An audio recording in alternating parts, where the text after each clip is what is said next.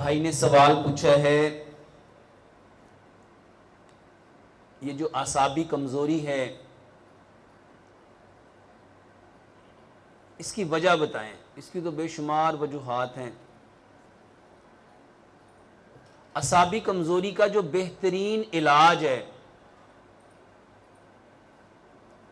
मेरे मोहतरम भाइयों, ये आसाब नर्व्स होते हैं। ये जो हमारा ब्रेन है ना, ये दिमाग, इसके 3 हिस्से हैं और इसका जो सबसे नीचे वाला हिस्सा है ये हमारी स्पाइनल कॉर्ड के साथ मिला हुआ है। और इस स्पाइनल कॉर्ड से ना कुछ नर्व्स निकलती हैं। इन नर्व्स को आसाब कहते हैं। ये कमज़ोर हो जाती हैं और इन नर्व्स की कमज़ोरी की वजह आसाबी कमज़ोरी होती है। और आसाबी कमज़ोरी में जो पैगामात हैं वो ब्रेन से बॉडी तक नहीं आते और बॉडी से ब्रेन तक नहीं जाते। इसका बेहतरीन इलाज आसाबी कमज़ोरी का, मेरे मोहतरम भाइयों, दवाइयां नहीं है। किसी बीमारी का इलाज दवाई नहीं है। बीमारी का इलाज है जिसकी वजह से बीमारी हुई है, उस वजह को दूर करो। और हम उसकी जगह न्यूरोबियान लगवाना शुरू कर देते हैं। हम कहते हैं मैथिक बॉल लगवाओ, मल्टीविटामिन्स ले लो। मेरे मोहतरम भाइयों, सबसे पहले ये आसाब कमज़ोर क्यों होते हैं, ये नर्व्स कमज़ोर क्यों होती हैं? इसकी सबसे बड़ी वजह गुनाह है। गुनाह है मेरे मोहतरम भाइयों। ये जो गुनाह है ना, ये सबसे पहले दिल पे दाग लगाता है। नबी सल्लल्लाहु अलैहि वसल्लम ने क्या फरमाया? जब इंसान गुनाह करता है तो उसके दिल पे एक दाग लग जाता है, काला।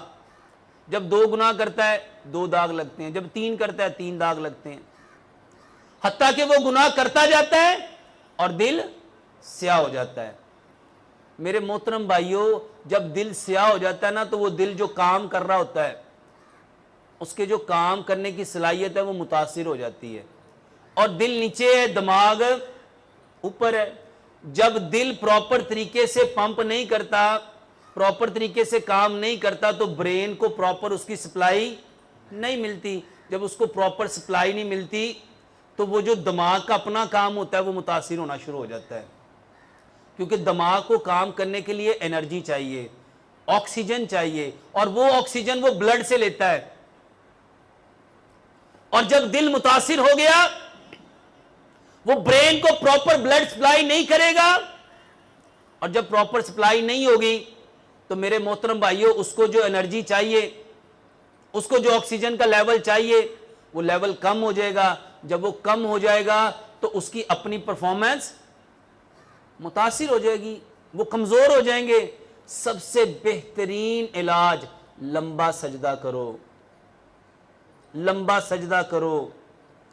मेरे मोहतरम भाइयों, इसके बारे में ना नबी सल्लल्लाहु अलैहि वसल्लम ने इरशाद फरमाया, अगर लोगों को पता चल जाए ना कि सजदा करने के कितने फायदे हैं, सजदे के क्या क्या फायदे हैं, तो कोई शख्स कभी सजदे से अपने सर को उठाए ही कभी ना उठाए। और इंसान सबसे ज्यादा अल्लाह के करीब किस हालत में होता है? मेरे मोहतरम भाइयों, जितनी कमजोरियां हैं, वल्लाह अपने रब के करीब आ जाओ सारी। ये मैं कोई जज्बात में आके बात नहीं कह रहा, इसको साइंटिफिकली भी लॉजिकली भी समझो। हम सारे दवाइयों के पीछे भाग रहे हैं। मेरे मोहतरम भाइयों, जितनी कमजोरियां हैं सिर्फ एक वजह से हैं, वो है फितरत को छोड़ना, वो है गुनाह। तो मेरे मोहतरम भाइयों, सबसे पहले कोई इलाज करना चाहते हो तो किसकी तरफ रुजू करना पड़ेगा? हजरत इब्राहिम अलैहिस्सलाम क्या दुआ मांगा करते थे? क्या दुआ मांगते थे? इब्राहिम अलैहिस्सलाम की दुआ क्या थी?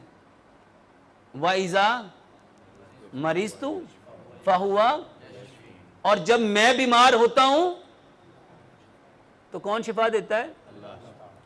और इंसान अल्लाह के सबसे ज्यादा करीब कब होता है? मेरे मोहतरम भाइयों, ये सजदा नहीं है, वल्लाह ये आपकी जिंदगी है, ये जिंदगी है। इसके बिना अल्लाह की कसम हम नहीं बच सकते। और हमने किसका, अच्छा शैतान ने किसका इनकार किया था?